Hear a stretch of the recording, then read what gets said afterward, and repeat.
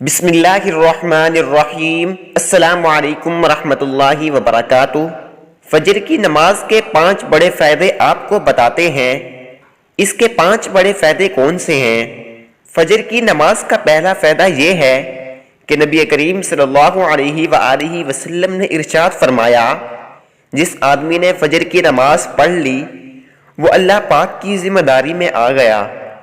इस नमाज की वजह से बंदा अल्लाह पाक की ज़िम्मेदारी में आ जाता है और बंदे के दिन के तमाम काम आसान हो जाते हैं। दिन आसानी के साथ गुजरता है, दिन की मुश्किलात कम हो जाती हैं, बंदे के ऊपर अल्लाह पाक की रहमत होती है।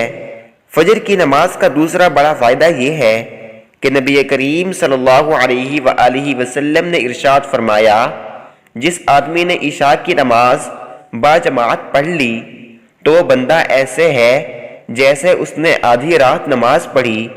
और फरमाया कि जिस आदमी ने फजर की नमाज भी बाजमात पढ़ ली वो बंदा भी ऐसे है जैसे उसने सारी रात नमाज पढ़ी। तो कितनी बड़ी खुशखबरी है कि बंदा रात को सोए और सुबह उठकर कुछ वक्त के लिए अल्लाह पाक के सामने खड़ा हो जाए और फजर की नमाज पढ़ ले तो उस पर अल्लाह पाक कितना बड़ा सवाब देता है, पूरी रात नमाज पढ़ने का सवाब।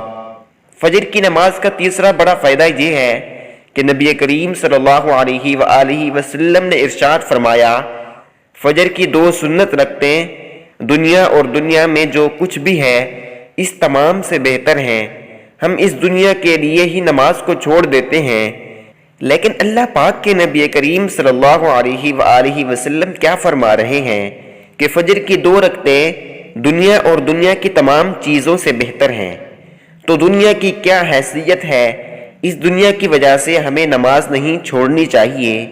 फजर की नमाज का चौथा बड़ा फ़ायदा ये है कि अल्लाह पाक के नबी करीम सल्लल्लाहु अलैहि वसल्लम ने इरशाद फरमाया, तुम्हारे पास दिन और रात के फरिश्ते आते हैं और ये फरिश्ते फजर और असर की नमाज में जमा होते हैं और फिर ये फरिश्ते ऊपर अल्लाह पाक के पास जाते हैं। अल्लाह पाक सब जानता है, लेकिन फिर भी दिन और रात वालों फरिश्तों से पूछता है कि जब तुम मेरे बंदे के पास से आए तो तुमने उसको किस हालत में छोड़ा?